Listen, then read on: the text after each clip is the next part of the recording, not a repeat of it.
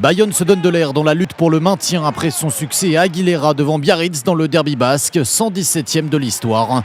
Brett ouvre le score sur pénalité. 10 minutes plus tard, O'Connor est stoppé à 1 mètre de l'amput de Biarro. Rocco Socco a bien suivi. Et c'est validé mais non transformé. Cela fait 8-0, le score à la pause. L'expérimenté Harry Nordoki fait son apparition à la reprise. Biarritz réagit, 54e minute. Les hommes de Faugeron trouvent l'ouverture par Nguenia. Et c'est non transformé, le BO revient à 8-5. Le coaching Biarro est payant puisqu'à peine entré en jeu, Yachvili égalise à 8 partout à l'heure de jeu sur pénalité. La rencontre devient alors de plus en plus hachée. Et dans les dernières secondes, Bayonne parvient finalement à faire la différence. La position de drop de Ugalde et ça passe. Score final 11-8, cette réussite d'Ugalde, c'est la relégation. Bayonne décroche de son côté une victoire précieuse, sa première à l'extérieur cette saison.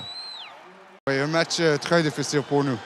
Mais je dis les joueurs dans le vestiaire avant le match, ce n'est pas juste pour les 15 joueurs sur le train, c'est le monde de Bayonne.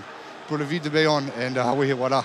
C'est beaucoup, very emotional, très émotionnel, mais c'est pour le monde de Bayonne. Bayonne signe la seule victoire à l'extérieur de cette 21e journée de top 14. Pour rappel, hier, grosse victoire de Toulon face à Oyonnax 64-10. Deuxième défaite de rang en championnat pour Grenoble sur le terrain de Brive. Vendredi, Montpellier a décroché une victoire précieuse face au Stade Français 19-10. Un point sur le classement, Toulon est donc en tête grâce à une meilleure différence de points que Clermont, deuxième avec 60 points. Toulouse est revenu hier dans le top 5 et peut à nouveau penser aux barrages. Des barrages que le Racing, Brive, Bordeaux-Bègles et Grenoble peuvent également envisager. Grâce à sa victoire dans le derby basque, Bayonne compte désormais 8 points d'avance sur Oyonnax et voit le maintien se rapprocher. Bayonne a fait le travail et continue de le faire puisque les joueurs sont actuellement en train de faire le tour d'honneur. Certains joueurs ont été sollicités, mais on s'est tourné vers l'expérience, la sagesse de Christian Lanta. Christian, vous êtes sauvé, ouf. Comment avez-vous vécu cette partie, cette semaine, les derniers jours, mais surtout les 80 dernières minutes? Ouf, c'est essayer pendant 15 jours de se sortir de cette pression, de se mettre dans une bulle, mettre les joueurs dans une bulle, se donner la confiance maximale dans les secteurs qui nous semblaient qu'on maîtrisait au mieux. Et puis travailler, reprendre les moments qui avaient été positifs dans la saison. Voilà, on savait en tout cas qu'on avait, si on se sortait de cette pression, on avait les moyens de battre Castres. Parce qu'une saison, et notamment cette année dans ce top 14, en fait ça s'est joué à très peu de choses, 1 ou 2 matchs. Et la saison a été tout autre. Mais voilà, en tout cas, entre l'expérience des joueurs bayonnais qui avaient déjà l'habitude de ces situations-là, et puis je crois une certaine sérénité malgré tout dans le groupe, une grosse volonté, on a fait ce qu'il fallait aujourd'hui et je crois de belle manière. On a gagné ce match sans discussion possible. On va revoir justement rapidement des temps forts de cette partie qui avait pourtant mal débuté avec la perte d'un de vos leaders, David Romieux, touché à la cheville dès les premières minutes. Suite à cette charge, ça démarre mal pour vous, vous perdez l'un de vos cadres, mais finalement les ressources, la force de l'habitude peut-être de ces matchs au couteau, va vite vous permettre de rentrer dans la partie avec une des rares actions d'envergure de cette première période. Ça part de Marvin O'Connor, de Spedding, et ensuite tout va se décanter. Vous avez su prendre vos responsabilités, les joueurs ont su les prendre. Oui, c'est un début d'action, ça fait partie de nos points forts. On a un triangle derrière, que ce soit Scott, Marvin et Bustos, qui sont capables vraiment de relancer les très bons ballons. Et toute la difficulté de ce match, c'était ce qu'on leur avait dit, voilà, surtout ne pas tenter le diable sur des ballons qui n'étaient pas bonifiables. Par contre, se lâcher absolument dans les situations qui étaient jouables. Et c'est ce qu'ils ont su faire, en tout cas en première mi-temps, parce que comme vous dites, on n'avait pas eu 36 ballons à se mettre sous les dents. Pas 36 ballons, vous menez 10-6 à la mi-temps et puis finalement il y a ce contre du jeune Guillaume Aurouette. On a senti également que les Castrés n'étaient pas du tout dans la partie. Le champion de France était aux abonnés absents. En revanche, vous, comme des morts de faim, vous avez su grappiller, être patient et finalement conclure aussi. C'est aussi la frustration qui s'exprime d'une saison difficile sur ces 80 minutes. Oui, être mort de faim dans un match comme ça, c'est le minimum.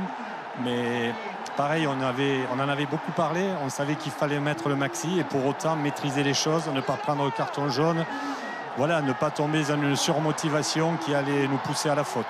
Et puis, en tout cas, je suis ravi que ce soit Joe qui marque cet essai parce que c'est le grand joueur que tout le monde connaît, mais moi je peux dire que c'est un grand bonhomme aussi, un homme super. Un homme super pour une conclusion superbe avec cet essai. L'essai qui va libérer l'aviron bayonnais. La joie évidemment. Vous re-signez pour une saison comme ça, Christian? On refait la même saison l'année prochaine? Comme quoi on apprend, je suis un entraîneur qui a pas mal de bouteilles. Je ne m'étais jamais trouvé dans cette situation-là. Je crois que maintenant, voilà, je pense que j'aurai à peu près tout connu. Merci Christian. À bientôt. Même si à suivre les observateurs du club, on pense cela, mais les joueurs, eux, sont plutôt concentrés sur ce match-là. Et à voir la concentration des hommes emmenés par Mario Ledesma, on sent qu'ils ont également l'envie de confirmer la belle performance face à Oyonnax. Et d'ailleurs, ce sont eux les premiers à attaquer dans ce match par l'intermédiaire de l'inévitable Nagusa qui vient déchirer la défense de Bayonne après seulement 6 minutes. Et cet essai qui sera validé par M. Berdos à la vidéo. Et pourtant, on a l'impression peut-être que Nagusa relâche le ballon avant d'aplatir. Néanmoins, ça fait 7-0 pour Montpellier. Il est satisfait, Fabien Galtier, mais attention parce que Nagusa, du coup, prend confiance, tente des choses. Et si Montpellier attaque, Bayonne contre-attaque par l'intermédiaire de Scott Spedding qui récupère ce ballon, qui lui aussi transperce la défense de Montpellier. Le relais de Rouette derrière avec Hugal pour O'Connor. Ça ne passera pas à l'extérieur. La croisée avec Djoroko Soko. Il y a du chemin encore à faire, mais Djoroko Soko peut aller aplatir lui aussi son 8e essai cette saison. Et la réplique donc des Bayonnais quelques minutes seulement après, avec au départ la gourmandise peut-être de Nagusa et puis surtout le joli travail d'O'Connor, la croisée avec Djoroko Soko. Et Djoroko Soko, la feinte de Chistera pour aller planter la défense de Montpellier et ramener les deux équipes à 7 partout. C'est un match fou. Tout le monde attaque, tout le monde tente des choses. À nouveau, les Montpelliérains, à nouveau, à quelques mètres seulement de la ligne de but de Bayonne. La sortie de Pélissier, Bias avec Toulouse qui lui aussi va traverser la défense adverse et aplatir ce nouvel essai qui sera encore une fois accordé à la vidéo à cause de cette passe entre Bias et Toulouse. Difficile sous cet angle-là de savoir s'il est en avant. En tout cas, l'essai est validé. Et voici Montpellier qui reprend la main 14-7. Christophe Delot est un petit peu déçu. Pendant ce temps, Nagusa, lui, dès qu'il a 5 minutes, il profite pour s'installer tranquillement sur ce terrain, assis en tailleur. Les Bayonnais continuent de tenter des choses avec Rouet qui récupère ce ballon sur cette touche. Qui peut aller servir Hugalde? C'est la jeune classe de Bayonne qui vient marquer à nouveau cet essai qui permet aux Bayonnais de revenir à hauteur. Et c'est un bel essai en première main avec peut-être au départ, oui, un lancer pas très droit, en tout cas validé par M. Berdos. Et derrière, le beau travail de Rouette qui est appelé par O'Connor mais qui préfère servir Hugalde. Bien vu parce que O'Connor a été repris par la défense de Montpellier. Et voici Bayonne qui prend les commandes 17-14. Et voilà qui n'a pas l'air de plaire à Mario Ledesma. Quelques instants avant la fin de la première période. Pénalité pour les Montpelliérains qui préfèrent jouer à la main avec ce ballon à quelques mètres seulement de l'embut. La sortie de Pélissier, vous avez peut-être vu Nagusa lever la main tout en bas de l'écran. Bien vu, Nagusa récupère le ballon et va aplatir juste après la sirène. Le doublé pour Nagusa et voici Montpellier qui reprend les commandes. L'essai a été bien valable. 19-17, ça valait bien les félicitations du capitaine blessé Fulgence Ouedraogo. Souvent, les équipes ont du mal à enchaîner en seconde période ici à Montpellier. Et c'est le cas également de Bayonne qui subit et qui laisse petit à petit les avants de Montpellier mettre la main sur le ballon et s'installer dans l'autre moitié de terrain. Et là, cette fois-ci, Nagusa préfère redonner le ballon plutôt que d'y aller seul. Il donne à Gorgodze, aidé par Chaliwachou, qui va aller jusque de l'autre côté de la ligne et sous les yeux de M. Berdos, aplatir cet essai qui permet aux Montpelliérains de reprendre largement les commandes et de mener 26-17. L'erreur des Bayonnais qui auraient pu faire tomber Gorgodze, qui ont plutôt essayé de lui arracher le ballon. Surtout que Montpellier domine maintenant devant. Il y a de nombreuses mêlées qui sont sanctionnées côté Bayonnais à l'image de celle-ci. Et du coup, les Montpelliérains à chaque fois reprennent la mêlée. Au fur et à mesure, cela commence à agacer M. Berdos. Vous avez vu le bras levé de M. Berdos, le ballon dans les pieds de Toulouse. Une nouvelle faute de Bayonne et c'est l'essai de pénalité à la 64e minute de jeu qui permet aux Montpelliérains d'avoir le bonus offensif. Et quand ça ne veut pas sourire, ça ne sourit pas. Même pour les Bayonnais, l'une de leurs rares incursions dans la moitié de terrain adverse. Ballon non contrôlé, poussé du pied par Bérard qui peut le récupérer avec un joli geste. Personne à gauche, personne à droite. Alors il va prendre le temps de lever la tête. Regardez, et personne est rentré quelques minutes auparavant. Il va pouvoir allonger sa passe pour Nagusa. Plus personne pour l'arrêter. C'est le triplé de l'ailier fidjien qui permet à son équipe de mener 36-20 alors que l'on vient de dépasser l'heure de jeu. Avec peut-être un en avant de passe. Regardez, il est à 2 mètres de la ligne des 22 et personne. Et au moment où il récupère le ballon, Nagusa, il est bien à 5 mètres. Il semblait bien qu'il y ait en avant. En tout cas, c'en est terminé des espoirs de Bayonne. Il n'y aura pas de bonus défensif quoi qu'il advienne, même si les Bayonnais vont marquer quand même un dernier essai juste après la sirène par l'intermédiaire de Faoso au moment où François Trinduc avait pris carton jaune. 43-27, la victoire de Montpellier. Donc le bonus offensif a été récupéré. Ça valait bien un câlin. Un bonus offensif récupéré grâce au triplé de Nagusa. Il faut dire, Isabelle, que les statistiques souriaient aux Bayonnais avant de recevoir les Parisiens, puisqu'ils avaient joué déjà 3 matchs lorsqu'ils recevaient ici à Anoeta en délocalisant, et 3 victoires. Le public était là avec bien sûr le fameux Vino Griego, l'hymne de la Peña Bayona, qui a accueilli les joueurs. 22 000 spectateurs, ce n'était pas complet aujourd'hui à Anoeta, mais on a vu tout d'abord un coup de théâtre dès la 7e minute. Vaca, l'ailier, est blessé, fracture du bras, remplacé par Bustos Moyano, l'Argentin, le buteur, qui va avoir un rôle important dans ce match, vous allez le voir. Et pourtant ce sont les Parisiens qui sont en lutte, vous le disiez, pour la qualification, qui s'illustre dès le quart d'heure de jeu avec Ioane qui déborde le long de sa touche après ce coup de pied à Suro de Bonneval. Le raffut sur Rocco Socco, excusez du peu, et l'Australien qui ne peut trouver du soutien. Toutefois une pénalité pour Jérôme Filleul, buteur aujourd'hui en l'absence de Julien Dupuis. Et donc c'est le Stade Français qui ouvre le score 3-0. Réaction avec beaucoup de pugnacité du pack bayonnais. Un ballon porté d'École qui est écroulé illicitement. Monsieur Ruiz qui offre une pénalité aux Bayonnais, et c'est Bustos Moyano qui la transforme. Les Bayonnais égalisent, puis 6-3, puis 9-3 grâce à cette opportunité de Scott Pedding. Coup de pied à suivre. Bonneval, arrière aujourd'hui, qui défend, et les Parisiens sont poussés à la faute. Voilà, 3 sur 3 pour Bustos Moyano, le remplaçant, qui fait parler la précision de sa botte. On se souvient qu'il avait été capital dans l'épopée de Montpellier en 2011, l'Argentin de Cordoba. Mais regardez la réaction des Parisiens. Bosman qui prend l'intervalle, qui trouve intérieur Burban, qui alerte Naya Salevou extérieur. Alors bien sûr monsieur Ruiz va faire appel à la vidéo pour confirmer ou non, ou valider ou non l'essai. La passe au cordeau, elle est validée, et c'est l'essai du Fidjien, l'ailier droit, qui réussit à écroulé et à passer devant, puisque le Stade Français mène alors 10-9. Mais les Bayonnais ne s'arrêtent pas. Petit côté, voilà, beaucoup de ruses de la part de la jeunesse bayonnaise. Guillaume Rouette, un des enfants du club, ils étaient 4 aujourd'hui sur le terrain. Voilà, Rouette qui ne peut pas trouver Faoso, mais à la mi-temps c'est Bayonne qui vire en tête, 12-10 en faveur des Bayonnais. Voilà, Sergio Parissé, toujours incertain, qui reviendra la semaine prochaine, qui étaient là, les Parisiens qui avaient fait un stage depuis mardi à Hendaye, et qui donc sont arrivés, qui réattaquent la deuxième période avec force, à l'image de la mêlée parisienne souveraine. Le beau duel entre Gerd Müller, le Bayonnais, et Van der Merwe, vraiment l'une des recrues satisfaisantes du Stade Français cette saison. Voilà, les Parisiens qui reviennent donc à 2 points, 15-13 grâce à Jérôme Filleul à la 47e minute, et encore Rouette, encore Faoso, le duo qui s'illustre.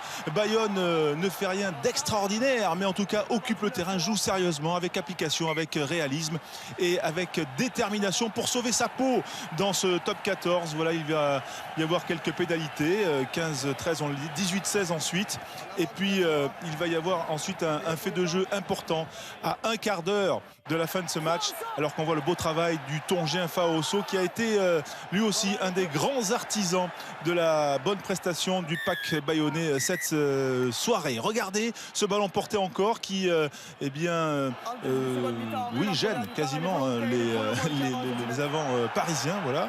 Et donc derrière ça il y a carton jaune pour Sampere, voilà, pour faute répétée, un écroulement, et derrière qui a Bustos Moyano. Il a fait 8 sur 8 pour tout vous dire ce soir. Il va en réussir une supplémentaire, une pénalité qui va permettre aux Bayonnais de mener 24-16, 8 points d'écart. Cela veut dire que les Parisiens, à ce moment-là du match, à un quart d'heure de la fin, ne sont pas dans le bonus défensif.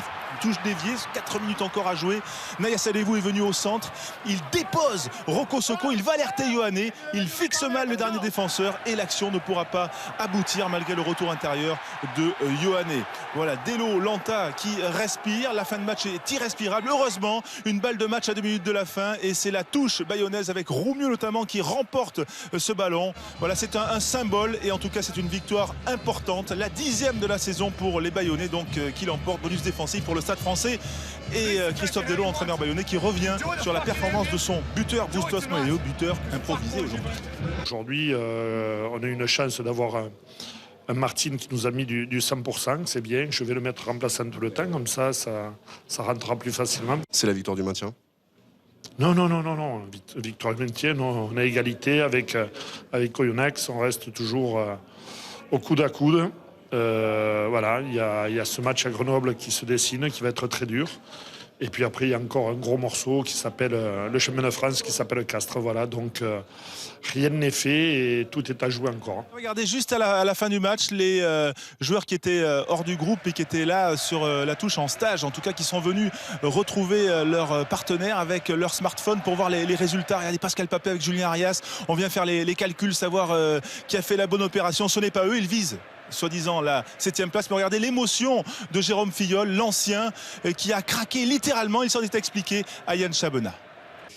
Une prise de conscience du fait que la saison peut se terminer, donc voilà quoi. C'est à mon vieillage, on a plus trop l'occasion de pouvoir bénéficier des phases finales, donc voilà, c'est une phase finale qui peut nous échapper et qui peut m'échapper également, donc voilà. Bayonne jouait gros aujourd'hui à Grenoble. Bayonne en danger même à Grenoble. Pourquoi? Parce que les Grenoblois, eux aussi, avaient un très très grand besoin de points et de victoires. Aujourd'hui, eh bien, qui aurait cru, il y a quelques semaines encore, que Grenoble jouerait sa peau, sa survie même dans l'élite. Yann Chabena, à quelques journées, j'allais le dire, non, à une journée de la fin désormais.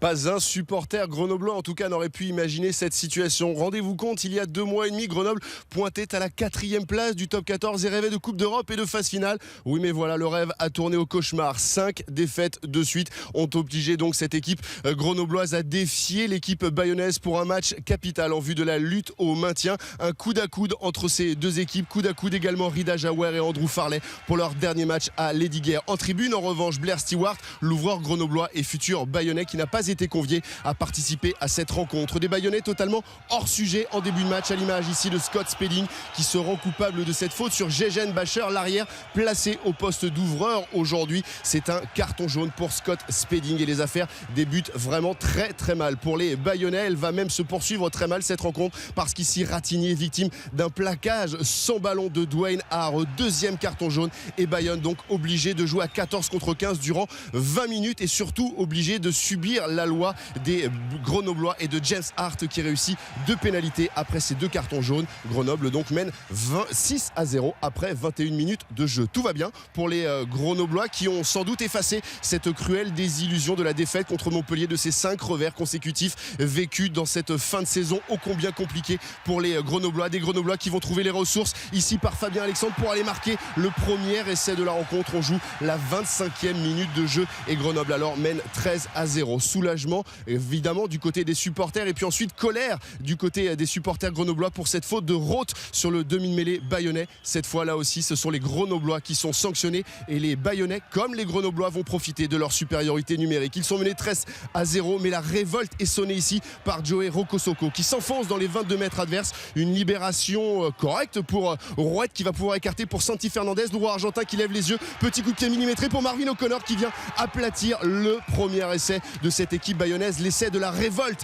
inscrit par Marvin O'Connor après ce très bon jeu au pied de de Santi Fernandez, 13-7, c'est le score à la mi-temps. Grenoble est en tête mais Fabrice Landreau est inquiet et il a raison de l'être car au retour des vestiaires on retrouve Bustos Moyano, le héros d'Anoeta, vainqueur à lui tout seul du Stade Français la semaine dernière. Il ajoute 3 points et permet à son équipe de revenir à 3 petites unités seulement de cette équipe grenobloise qui se présente en ce début de seconde période sous un visage totalement différent, indiscipliné, mal intentionné. Les joueurs grenoblois vont subir la loi des Bayonnais à l'image de Bustos Moyano. Superbe service pour Scott Spedding et Marvin O'Connor encore une fois en bout d'alignement qui vient ici aplatir le 2e essai de la rencontre. Le diable de Marvin O'Connor, ancien joueur de Grenoble qui vient après avoir sonné la révolte inscrire l'essai qui permet pour la première fois dans cette rencontre à Bayonne de prendre les commandes et de mener 15-13. 2 points d'avance et un avantage de courte durée car en face James Hart, l'artificier, ne se manque pas. C'est un sans faute 4 sur 4 pour le buteur grenoblois qui offre offre de nouveau un petit point d'avance à son équipe. On rentre alors dans le Money Time, dans le dernier quart d'heure de cette rencontre,